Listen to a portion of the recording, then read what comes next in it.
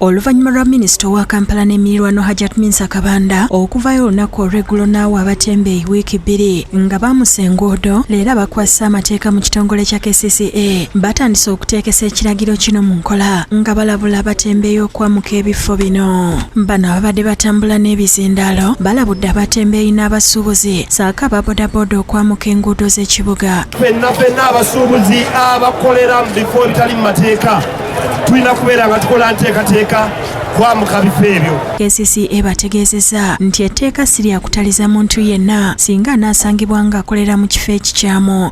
Toli market naye nga gwe ebyamaguzi byo obyanjizza birimu wakati mu kkubo oba biri ku mbalaza z'amaduuka, mwannyinaze muganda wange tukugamba tukujjukiza nga KCCA nti awo obeera omenya tteeka. Baweereddwa amagezi okweyongerayo mu bifo ebyassibwawo ebiri mu mateeka ng'obutale n'ebirala. Katiimu zaffe ezikwasa amateeka bwe zinaagenda okujja, bwe zinaakusanga nga g'okyali mu kifo ekyo ekimenya amateeka n'okwatibwa, tetwagala kwekwasa.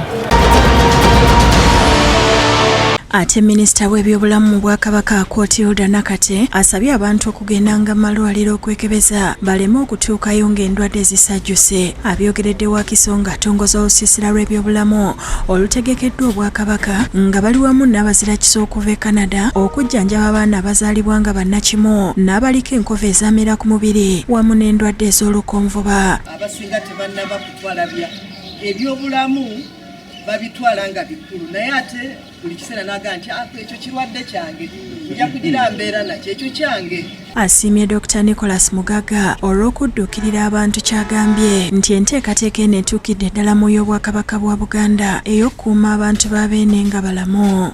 Mugendere ku bukugu bw'abasawo bano yakuwadde bwakugamba nti kola kino bwe bukugu bw'oba otwala.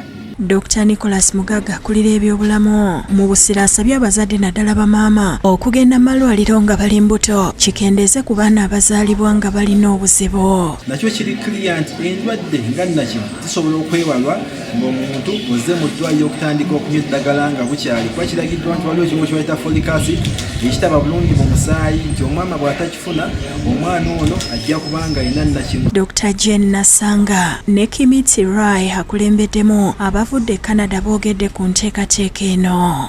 And our team consists of about 25 members and they are all specialized in their fields of operating rooms, recovery rooms, pre-operative care.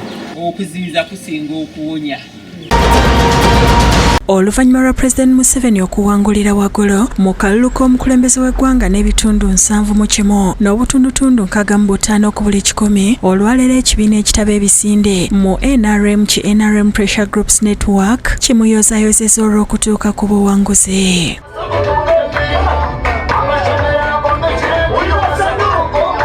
Nga bakulembeddwa Frank Serubiri boogedde engeri gye banoonyezamu pulezidenti akalulu okwetooloola eggwanga nga kati baagala okumusisinkana nga tannalayira. Naye kati tubadde tutambula luggi ku luggi omuntu n'omutuukire yako ewaka n'omunnyonnyola obulungi bw'enaare.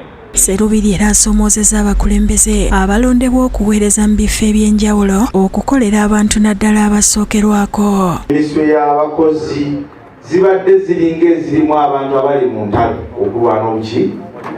Minisitule baminisita ba Museveni beeyisiza mu neeyisa esembayo okuba embi tebaddemu buweereza bw'abantu ba bulijjo. Ategeezezza nti bakusigala nga batambuza emirimu gy'ekibiina kya NRM okukikuumira ku ntikko n'alabula ne banne okwewala enjawukana. Byakyuseemu tulina invisible hands mu kintu kino ezigenda okuimplementinga NRM Pressure Groups Network. We've appreciated them.